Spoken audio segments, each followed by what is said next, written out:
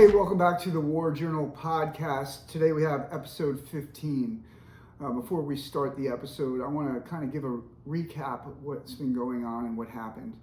As you recall, in my last episode, I had the altercation with Doc Bass where I kicked him in the chest and knocked him on the ground and tried to choke him out because he left all of our gear out in the rain, which led to me being assigned to the headquarters platoon, which really had an impact on me and the rest of the deployment. I also talked a little about how I was sending mail back and forth to Belinda. She was assigned to 2MEF intel, and we had spoken on a number of occasions, and when we met back at Camp 15 in ESSG, and she was giving me intelligence, which I really want to talk about today. So let me start off with another journal entry, February 6, 1991. Today I went back to ESSG to get the rest of the gear that I couldn't get the day before. I saw Belinda again today, and she gave me the rest of the maps and some other good intelligence, which the teams needed before they go out. Upon my return, I found out that Staff Sergeant found out about my Jack Daniels and went through all of my gear and took it. I can't believe I am in a combat zone and people are still sucking cock. There is no doubt in my mind that he has a personal dislike for me, which is going to lead to his demise. I am in a state of mass confusion now in the bottom of my hole. I feel there isn't anyone I can trust. So at this point, I am very kind of confused. I don't have a role in the teams. I'm trying to do everything I can to support them. And the one beacon of light and hope is Belinda. Belinda and I, as I talked about in a previous podcast, dated before I met Ashley. And I spoke about this in the podcast before, where my relationship with Ashley, I felt it was on a decline. I was removing myself. I felt that we were distancing each other. And I really hardened myself by focusing in on the mission and what we were doing and almost ignoring her. So that relationship was kind of unraveling, and there was distance in there. And seeing Belinda was great. It gave me a sense of hope and really was attracted to her. I'm in a combat zone. We're deployed for a number of months, and seeing a female Marine, a woman that I've dated, and it was really exciting in a way. But I think the most important part of that relationship was what she was doing to help not only myself, but our team and the platoon and the company. So I just want to show you, these are just some of the maps and intelligence that she provided me. This is a jog of Kuwait and the area where we were. And this is probably the best example right here. So this is a jog of Saudi Arabia, and here's the border with Kuwait. So we were operating, as I told you and as I read through the book, we would move in different operating areas across the border, and we would conduct our operations, our missions inside Kuwait. So we started off in AO 97, and we moved to 96, 79, 78, 69. As we got closer to the ground invasion, we moved closer to the border, and then we were, this is basically the operating areas where we're at. So Belinda's intelligence and the maps she provided, we had, different, outlines of where the enemy positions were, minefields, and she provided all that information to us, and it was great. It was great because we weren't getting intel from our lieutenant, from the platoon commander, from the company CO, and I don't know whether or not it's because they didn't have the intel, but getting the intel from Belinda really helped us with our mission planning, and it was great. It was great to see her also. It was really a difficult time for me, the stress of being put into headquarters platoon, not being in a team, just the constant stress of moving and physical, emotional, psychological things that I was dealing with. And this was my, like I said before, beacon of hope. Funny story about all of this intel. After the ground war ended, I basically took all of the intel and maps and overlays and charts and graphs and just threw them in my rucksack. And when we got back to Camp 5, I just packed them up in a sea bag, and when I got home, threw the sea bag in the cellar.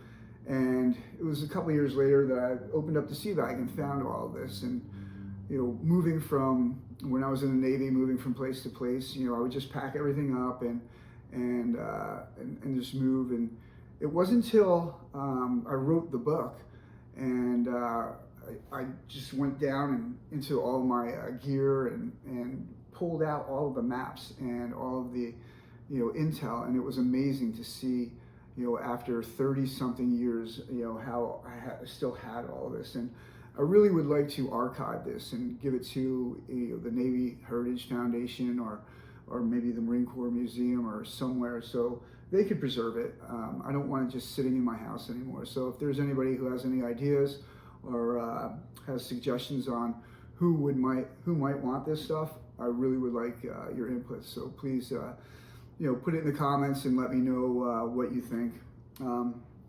But I want to do one more journal entry. And in the book, I have a couple pictures of, some of the maps and overlays, but I just want to end with this passage and really talk about it for a moment. February 8th, 1991. Days are just passing by as I sit in my hole waiting for war.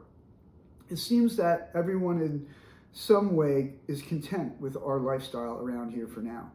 I am frustrated with my situation, but becoming more content every day. I think about Ashley less every day because of my life. I guess I am here, and that describes how I feel, more or less. I am dirty again, and feel these are the worst conditions I have ever been subjected to in my Marine Corps career, due to the length of time I have been dirty. These desert winds are worse than any I have seen. It is a continuous thing. They blow all day, and there is no escaping them. Hasta mañana. I wrote in the war journal in the notes that desert storms subjected me to the worst conditions ever in my entire Marine Corps career, and I would argue that includes my time in Afghanistan and my other combat tours. The elements, the wind, the sand, the cold, the rain, the persistency. It was something that grinded on everybody, and it wore you down after a while. And it was combined with not having hot chow and eating MREs, and it really was, for me, the most difficult time, most challenging deployment that I ever had.